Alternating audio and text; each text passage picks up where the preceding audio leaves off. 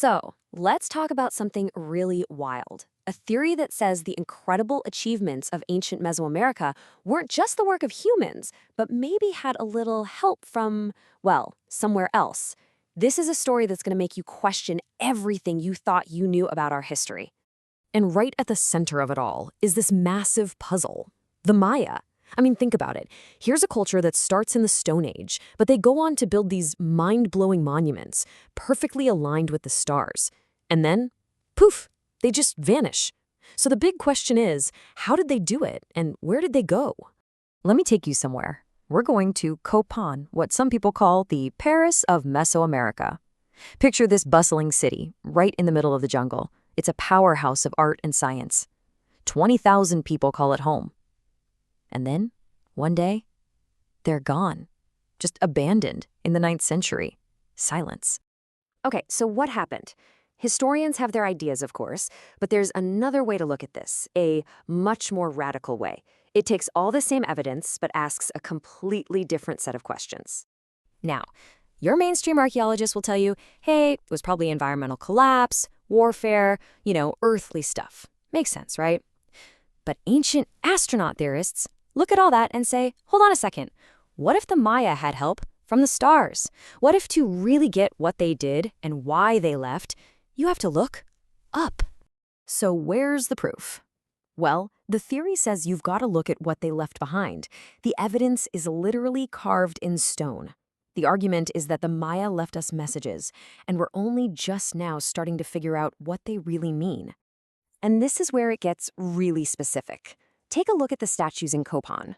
Most people see kings, or maybe gods, in fancy outfits. But when theorists like Georgios Tsoukalos look at them, they see something else entirely. He says, and I quote, "These statues look like some type of a being wearing an astronaut suit." Okay, check this out. On one side, you've got this figure from Copan. See that box on its chest, the tubes, the little button things? And then, on the other side, a modern astronaut. Now, archaeologists will say, oh, that's just a ceremonial chest plate. But the theorists, they're like, come on. The resemblance to life support gear is uncanny. Is that really just a coincidence? And it gets weirder. It's not just the astronauts. You've also got carvings of dragons and elephants at Copan. I mean, these are motifs from Asia, thousands and thousands of miles away. How did they get there? That's what leads theorists to wonder. Was there someone or something connecting these cultures? Someone who could just hop across the globe? All right, let's move on from what the Maya carved to what the Maya knew. Because honestly, their grasp of astronomy was just on another level. It was absolutely incredible. Get this, they tracked the planet Venus with insane precision. They knew the morning star and the evening star were the same thing. They could predict eclipses. They even invented a whole math system with place value and the concept of zero, which was a huge deal back then. So you have to ask yourself, how? How did they know all this? Okay, to really get how deep this goes, we need to talk about something called precession. So picture the Earth spinning like a top. As it spins, it also has this super slow wobble. And I mean slow. It takes almost 26,000 years for that wobble to make one full circle. It's this gigantic cosmic cycle that you can't just see. 26,000 years. Just let that number sink in. That's not just longer than a person's life, it's longer than most of recorded history.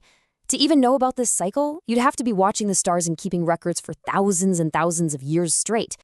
So here's the kicker. The Maya civilization, as we know it, was around for a few thousand years tops. So how in the world could they have tracked a 26,000-year cycle? It just doesn't add up. For the ancient astronaut theorists, the answer is simple. They didn't figure it out on their own. Someone, or something, told them. Okay, now we're going to venture into some really cool, maybe a little more out there territory. This part of the theory ties Mayan myths and gods directly to modern science. The idea is that their sacred places weren't just for worship. They were hiding a technological secret. And look, this isn't just make-believe. In 2000, miners in Nica, Mexico stumbled upon something straight out of a movie, a cave filled with giant half-million-year-old crystals. I mean, huge beams of them. It's this incredible otherworldly place. And it really makes you think about all those ancient stories of sacred caves, right?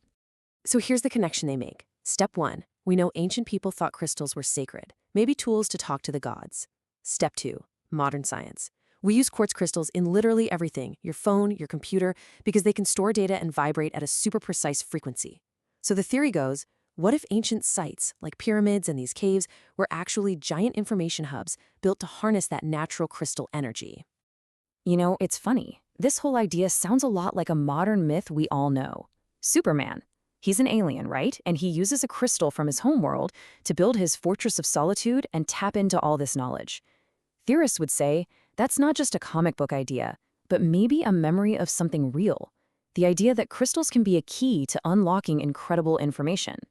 Okay, let's pull the camera back for a second, because the theory isn't just about the Maya. The claim is that what happened in Mesoamerica wasn't a one-off thing. It was part of a huge global pattern, basically one story being told by a bunch of different cultures all over the world. For the Maya, their most important god was Kukulkan.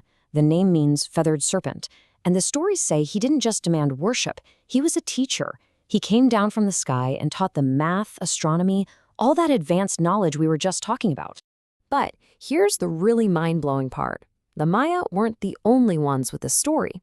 You go over to India, you hear about the Nagas, these half-human, half-serpent beings from the sky. You go to China, you hear about flying dragons from the heavens. How do all these cultures, separated by oceans and thousands of years, all have a similar story of a wise serpent god from the sky? So let's just put it all together. What are the main pillars of this whole idea? You've got these strange carvings that look like modern technology. You've got astronomical knowledge that just seems way ahead of its time. You've got the same myth of a feathered serpent sky god popping up all over the globe. And you've got these secret sites that might have been harnessing natural energy. It's a lot to take in. So, when you see it all laid out like that, what do you think? Are all these connections, the statues, the star knowledge, the serpent gods, are they all just one big coincidence? Or could it all be evidence of something else? A shared history, a time when we weren't alone and we had a teacher from the stars?